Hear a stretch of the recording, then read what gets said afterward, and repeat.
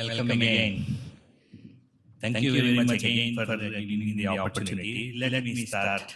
Most important panel and distinguished guests. I am the privilege to ask many questions from you.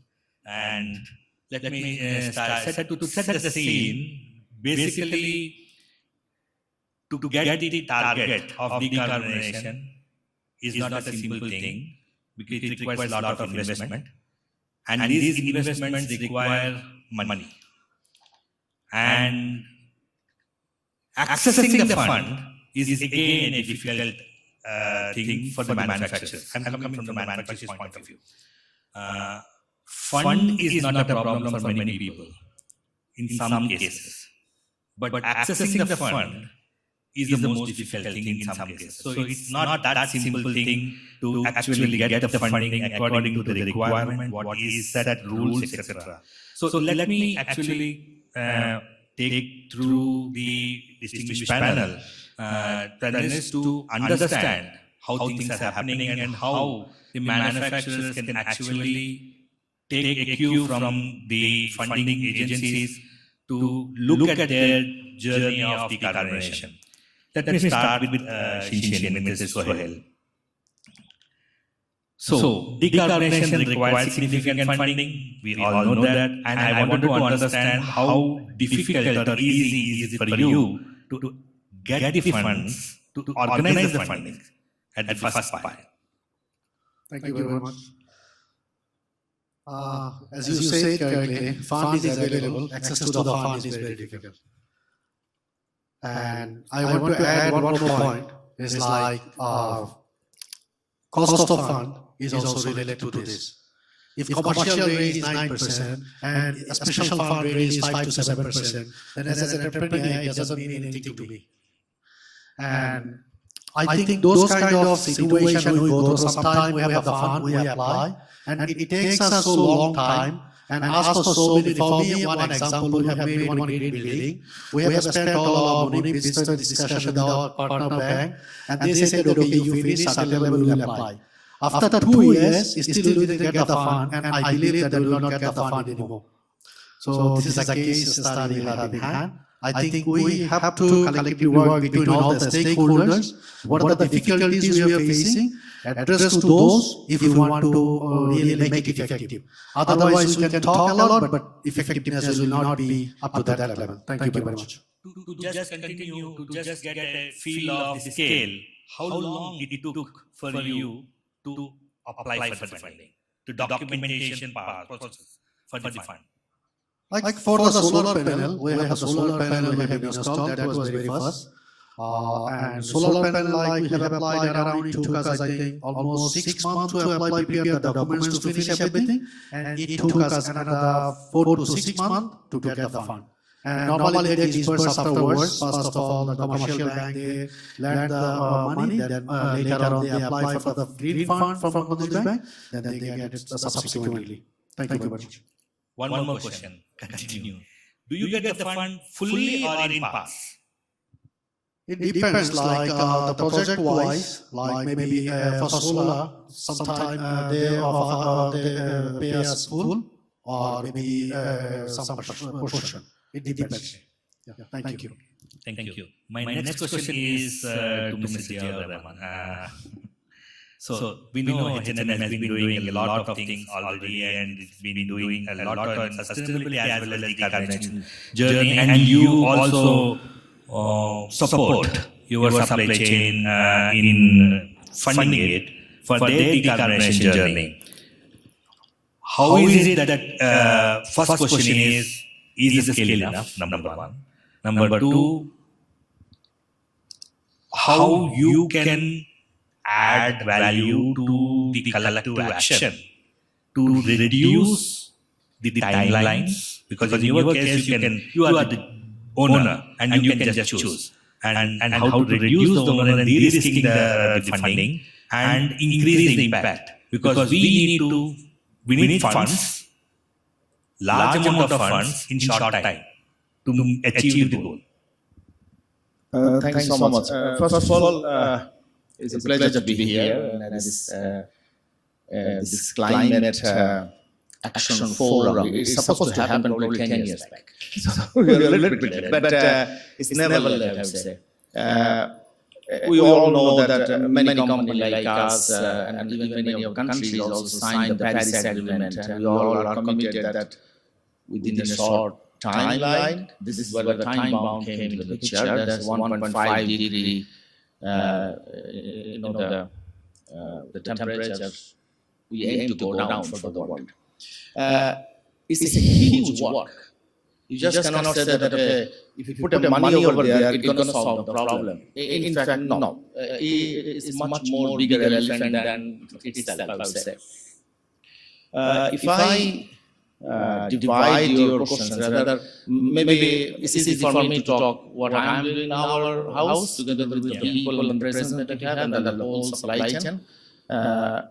I must thank our suppliers because they are, I would say, the main, our kitchen belongs here. So they are the driver of our success. We start with the normal factory visit. Let's put it this way. So we have engineers. Again, 10 years ago, if somebody asked that, will you have an engineer working in the H&M office? You'll be surprised that why H&M is an engineer. But we have engineers, and it's not an industrial engineer. We're talking about engineers who work with the energy, engineer who works with the electrical and those kind of things as well. So we go there, we try to find a lot of low-hanging opportunities. Because if you go to a supply chain, there was I think in our first or second session, there was one guy from H&M joined and he came Bangladesh for a month. Mr. Peter Ford. Yes. So he came to Bangladesh and he stayed around a month, and he's finding, I think he visited around 20 suppliers, let's say, and he said that minimum 22 to 25% of the energy it go west.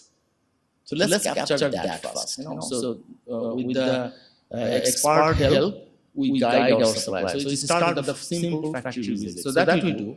We started the financial support to our suppliers, directly financing. And then I understand what our Shinshin is saying, so our suppliers as well. And they're doing good by that, just you know. They are very forefront supplier for us also. So we started giving money directly to our suppliers and much lower rate than the regular banking rates. So it's not the business that we try to put over there. We didn't change our role. Rather finding a solution there. And then instead of a transactional behavior, we start more of a strategic behavior. Transactional, you can go and follow up the climate footprints and others. Rather than say that, what is your carbon intensity? So that we start doing it. Each and every supplier who are part of the H&M supply chain should have a climate roadmap. And it's a map with a very specific timeline, what exactly they're going to do, when they're going to change the machines, what kind of investment they put it, who's going to plug in, who's going to plug out. We do that as well. And then we do a lot with stakeholder engagement with the government, with the development organization, because it's not only fund. If we even have the money, how to roll it around, even in Bangladesh, let's say, if you see our grid, nobody is interested to buy electricity from the grid because it has a stability issue. And then it has the grid electricity, a large part comes from the coal as well, and that's not helping. So if you put a solar, industry somewhere north side, how do you connect it? Within this framework, is it a corporate PPA possible? It's just a policy you're talking about. If you even have money, it's not going to work. So we start working with that. So that's what we do in our house with our suppliers. So now you have done all the hard work. And you know the challenges, you also know the pain points and how things can be forwarded also you know. How are you going to scale up with this know-how and engage with all others? Because alone you cannot achieve the whole goal. Well, if you ask me, I'm just a part of the whole ecosystem here. And our mandate is only within our supply chain. So that's a reality for us. I cannot just go somewhere else and do something. It doesn't allow, the legislation doesn't allow, our business doesn't allow. So I think for our cases, I will go back to the basic again, the roadmap, the climate roadmap. Each and every supplier has a climate roadmap. and we see that how much supplier can invest, what we can invest, and then we go back to the bank even. I remember we went to this bank and started talking about how we can channelize with us and our suppliers. So we do that within our area of influence.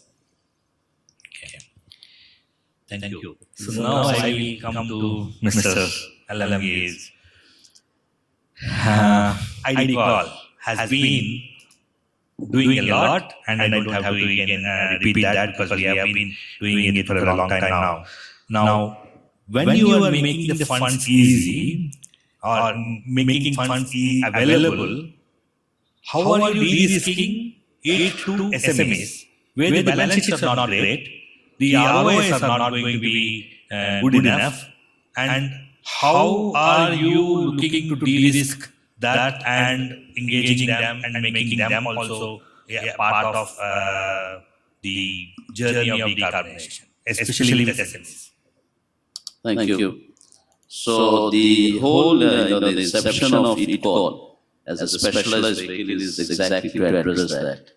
It's to support the private sector in areas where the conventional banks or financial institutions may not be able to invest because of their financial models.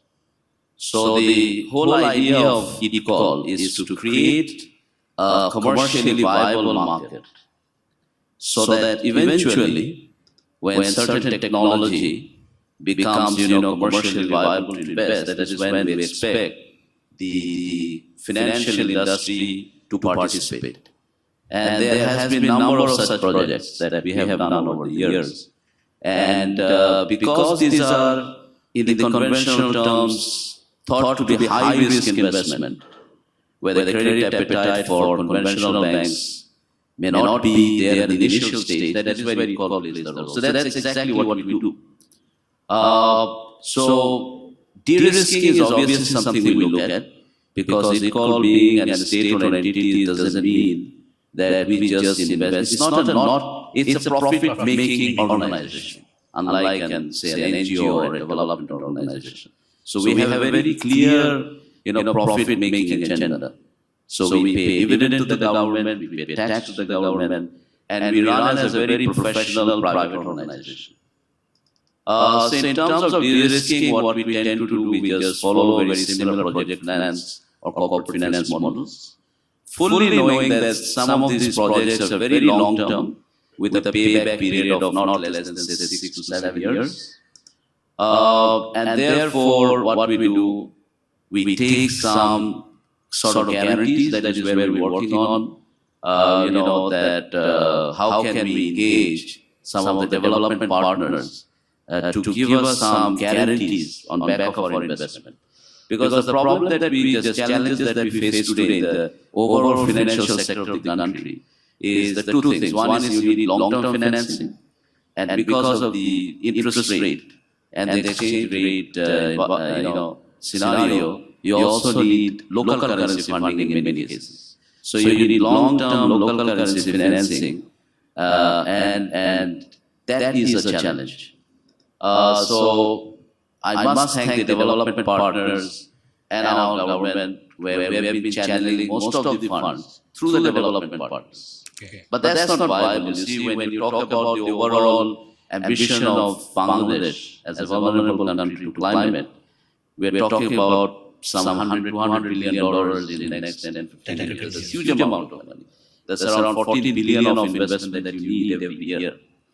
So we very well understand that only the development partners or the government or our own domestic resource may not be enough. So the participation of the private sector banks or financial institutions or institutional investors is very critical. And that brings us to the question of how you develop the bond market, the capital market.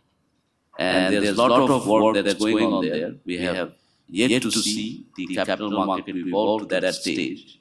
But really to mobilize that kind of fund, the role of capital market will be very important. And we need to engage the institutional investors in the process. So that is how it has to be done. eCall does a small part of it, but very happy to say that, this whole journey as we're here in a forum of RMG and textile, I must salute this sector in Bangladesh who has been leading this entire, change of the renewable energy, for instance, or sustainability. So the solar rooftop has been one of these small cornerstone of a stone of change in that direction. It played a very important role in creating the capacity, creating the awareness, and today we see there is a huge demand from the end users to implement this kind of technology. And it makes a lot of business sense because when you talk about cost management, I think energy is one big component. And with the change in tariff structure and with the drop out, the decrease in the price of solar rooftop or renewable energy technology, we see a lot of demand now, and which is a great news. Because initially, organizations like people had to struggle to push, really. And I know the YCR, H&M, and Equal had a lot of these awareness building sessions that we ran over the last few years. Today we see this paying off. So I think, as I heard from TI said also, it's not only the finance, it's also about the awareness building of the technology, of the concept, and there are many ways, we all can participate. It's not only one solution. For example, we have seen now, even the buyers, the brands, they are investing in products like improved cooking stove. Very indirectly, they're supporting this whole agenda of sustainability, not directly but indirectly by funding some of these programs that we run.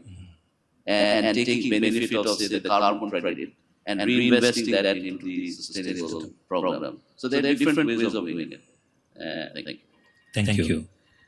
Now I go back to Mr. Dishan. Okay, we have funds, we have identified the projects, we have identified the manufacturer, we envisioned a roadmap, we invested, fantastic, things running well, but the garment industry and the cycles are all cyclic. There are ups and downs. There are some lean periods and good periods. How does this scenario look at to decouple the risk of a bad year or a bad 2 or 3 or 4 continuous seasons, and then the entire roadmap becomes completely non-functional, almost. We have seen that in the past. So how does, as a brand, you are also doing exactly like what H&M is doing in your own supply chain and in your own thing. But I am just asking in a generalized question to you as brands. We know that these are cyclic, and this is evident. This is not going to go off, and the scenarios are going to be there for the manufacturers. How do we work on to decouple that risk? And then continue to engage and continue to motivate these manufacturers. Yeah, thank you. Okay, as Sia also said, this is a bit of an uphill task we all are dealing with.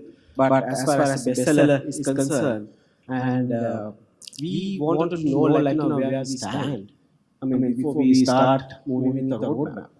And what happened was about 2.5 years ago, we engaged with a big project, of course, 40 of our factories, and in order to establish the baseline, and with the other partner in Bangladesh to understand this, and it was just a 2-year project, and funded by bestseller to do that, and of course, part of the funding is also coming from our suppliers, and we did this together and to identify where we stand. And what are the opportunities? I mean, without knowing this, it's very difficult to move forward. So if you want to create a roadmap, obviously you need to create a baseline. So this is what we did over the 2 years program with 30 of our key factories, and that roughly supplied to us about little over 60% of our volume. And so with this, we have seen a lot of opportunity to improve in terms of energy savings, water savings, to resulting in GHG emission saving. So throughout this program, I mean, there were a lot of small investments were done by our suppliers itself. As Zia was saying, like, there were a lot of low-hanging fruits. One thing was like, small steam trap being put into the system so that wastage is reduced. And this doesn't cost any money as much as you think, right? So I mean, like this we did a lot of work, and also setting up the fundamentals and also understanding. Not only that, training and developing the staff at the factory level, so that I mean, some of the factories has to recruit some environmental candidates so that they understand the process and how to take it forward. So we did all that and the bestseller funding, and then as a result of this, we have seen the opportunities. And some of the investments that we had to do is very minimal, and some of the investment is recovered even within 6 months of the investment. So it's a no-brainer. So then you start making more money by having this done. Then in one of the projects came up with this was like renewable energy. So then, because this is a high investment project, and also like its payback is very long. So then we decided from the company, and we set up a company together with an energy partner, and investing money from bestseller itself. We have already funded $5 million on this project already, and there are more funding available. So we are working with our supply chain partners to set up rooftop solar together with them, and so that I mean, we start making some sort of impact within our supply chain itself. So as a result of the benefit we have seen, we have now rolled it out to our next tier of suppliers, which is another 25 suppliers or factories are being enrolled for the next 2 years of program, which is funded by bestseller itself. So after the 2 years, we have seen 13% saving of GHG, and which is quite huge within this our supply chain itself. So then I think a lot of things can be done. I think we wanted to make an impact as soon as possible, because we also have our own climate targets within the company, and then we have fashion forward strategy. So all these coupled together, I mean, we are very much part of this circularity community and all that. So with all this, we are trying to create this impact. And the second batch is also now going on, and we're just starting with that. And this is another 2 years program, so it's funded by bestseller, and also small funding come from our suppliers. And then as a result of this, we also have invested in a software program where we can track and authenticate all the data coming through the savings and everything. Because this is another problem. I mean, how do you justify what you do? So we have invested in this as well. So we are completely funded by bestseller itself. So I think these are the little bit of things that we are doing as a customer who operates in Bangladesh. Of course, we are not as big as H&M, but probably we are in the top 5 maybe. So we are doing as much as possible from our side in terms of making that change and the difference. And apart from this, we are also already talking in a bigger solar project, and most likely it will work out. And this is up in the north. We are trying to see how do we invest more bigger. It's about 150 megawatts of power we are looking at. So let's see how it works out. So this is another program we are trying to invest and engage with Bangladesh. Thank you. Coming back to here, sir, the same question about how are you engaging the brands and motivate them still during the downsize? I think in short, instead of very transactional relationship, we start building strategic relationship. And that's why instead of having a very vast supply chain, we start working on a strategic suppliers in place, and where we really work on a more commitment base. And obviously, you can't deny the fashion industry, the cars. You can't deny it. This is how your customer buy. You can't change it, and it's driven by the weather, it's driven by the trend, and it's simply by people, motivation, how they're going to shop.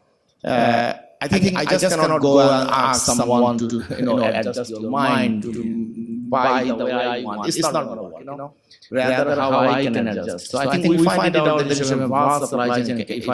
If we have a more concentrated supply chain where we can commit each other so that we can work, a little bit in forward as well, simply you work with the inventory. So I think this is where we start playing the role. Fantastic. Thank you very much, sir. Now come back to Enamel, sir. So, your bank is very well known and been doing a lot of job as a private banker.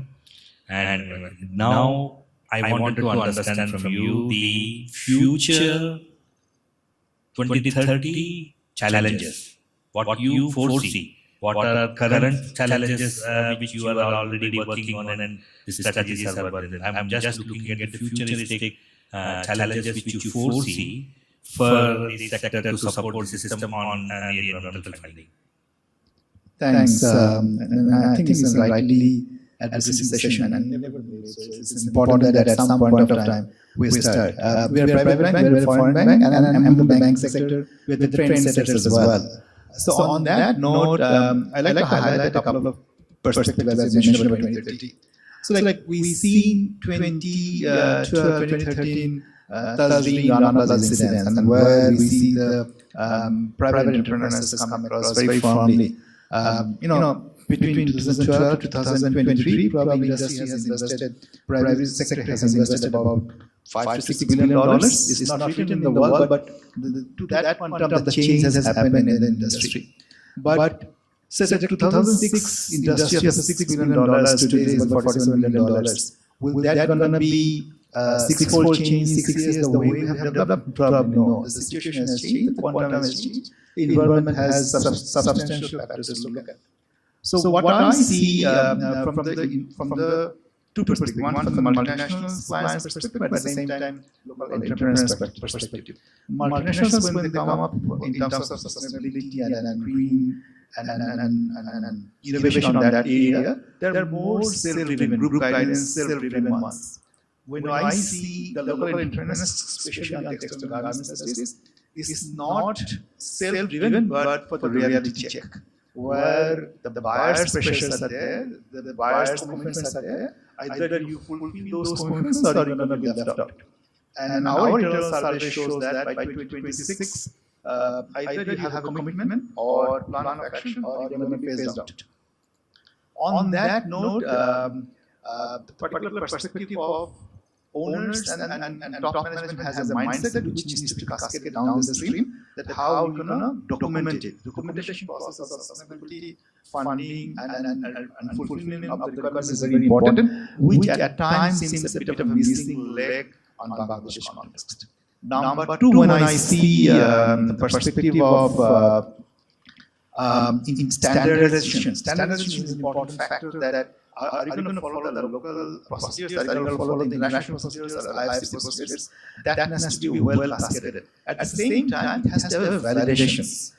So, one of our panelists mentioned about time frame. So the Bangladesh guidelines, the IFC guidelines, or international protocols are pretty standards. Unless and until you have a pre-documentation, it's not going to be like a post-documentation. It's a pre-documentation. It has to be followed. So that's the key, the way I look at it.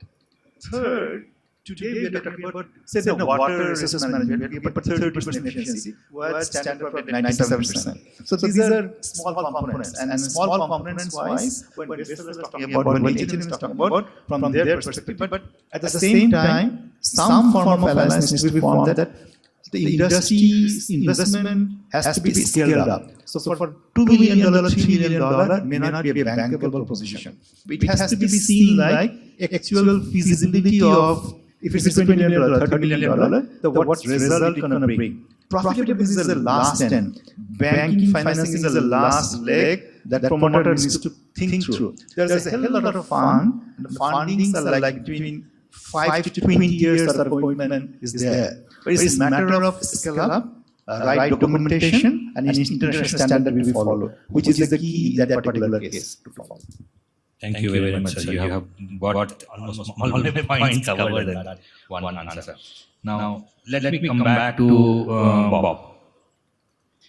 So, good fashion fund is really good fashion fund. So, you are leading and you created, we understand why you have created and what you are doing. And when we are going to the next phase of sustainability investment, where it is in innovations and sustainability investment, how do you think the future fund should evolve to ensure that we support the impact and rather than the other normal stuff? Because you need to pitch in some place where things otherwise not possible. Thanks. Yeah, the question, maybe very briefly, because everyone might not might not know what we exactly do.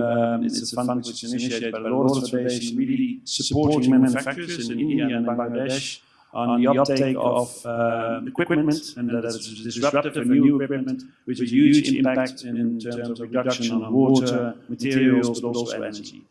So as a fund, we actually invest or we lend to manufacturers for that uptake, and we very closely monitor also the social elements. So that's an important element of what we do. And so far, we've made a number of investments. I think what we've done is one of the successes is basically that we have a network of partners around us on the environmental side, social side, technical side, to ensure that there's scalability of what we've learned so far. So I think, coming back to your question, I think it's important to take the lessons learned and apply it to a new fund. So that's certainly something that we're going to do. Of course, there have been challenges as well with our fund, but I think what we're looking for is in the next fund, if you look at the garment industry, certainly to continue doing what we're doing, which is supporting manufacturers, because I think those are the ones that are really in need of funding. But take it a bit broader as well. So realistically speaking, and also if you look around here at this forum, there are manufacturers that actually have access to finance, but the huge majority of the over 4,000 manufacturers in Bangladesh don't have any access to finance.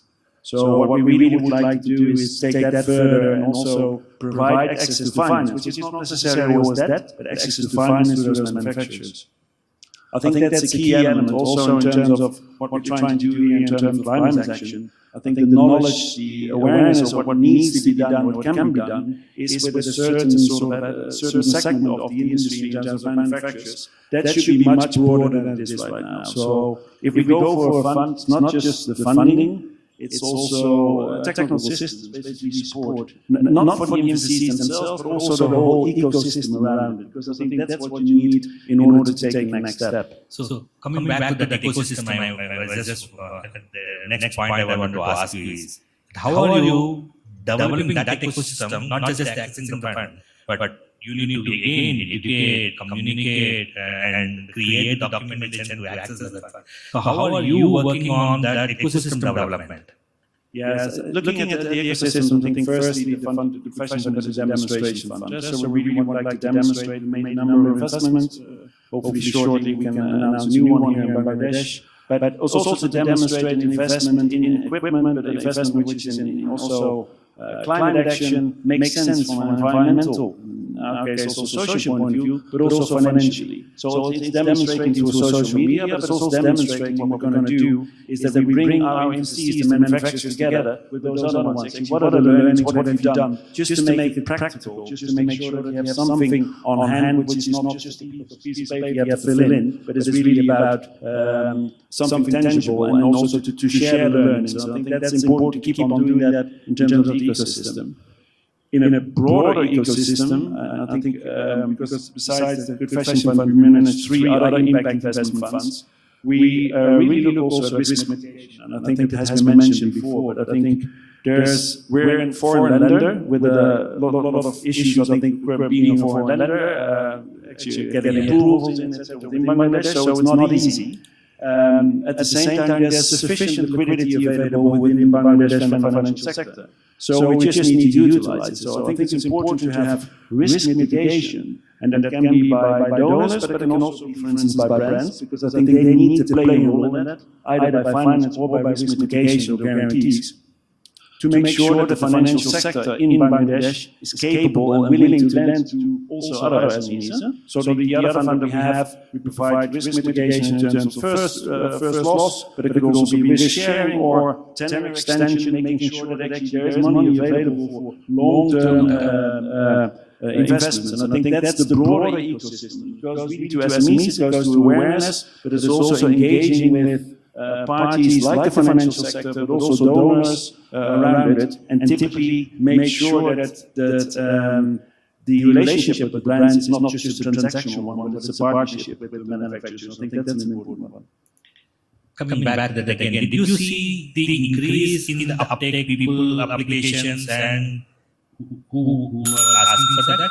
Yes, we certainly see an uptake. I must say, I'm really happy to see that there are quite a few front runners around that are willing to take that step. In order to improve that and make it really sort of a long-term sustainable setup, I think it's important that also here the brands take a role in terms of longer-term offtake agreements and these kind of things. It's a joint effort. But you do see generally that there's a lot of demand on sustainable investments. Thank you. Last but not the least now, coming back to Kamrul. Bangladesh Bank has, and Bangladesh itself, as we already understood from the morning, lot of sustainability initiatives and fundings available, and you are one of those people who are delivering that. What is and how are you managing this accessibility to the funding for the people to go for those fundings? No.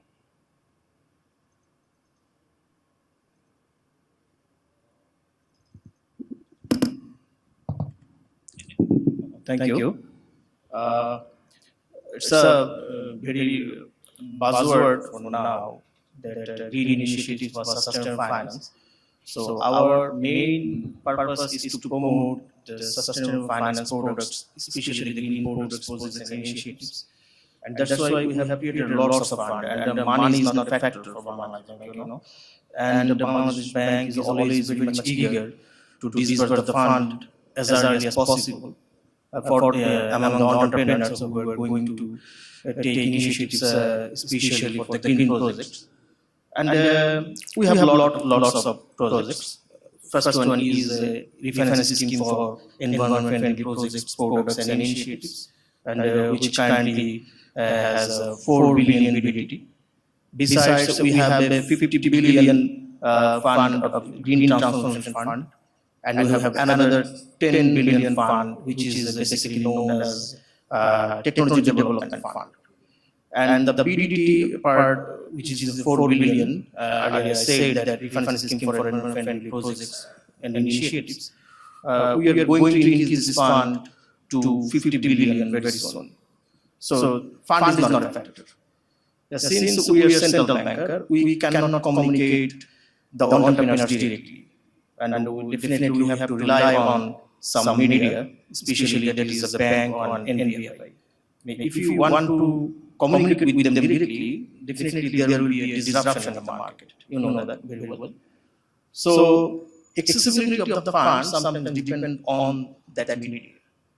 Because we have already set targets for green finance and sustainable finance, but we cannot force them to use these refinance schemes because they have their own business plan, and definitely they have own profit target. And I will say that it's from my perspective, from my point of view, that accessibility of fund access of fund is very easy for them. I will say.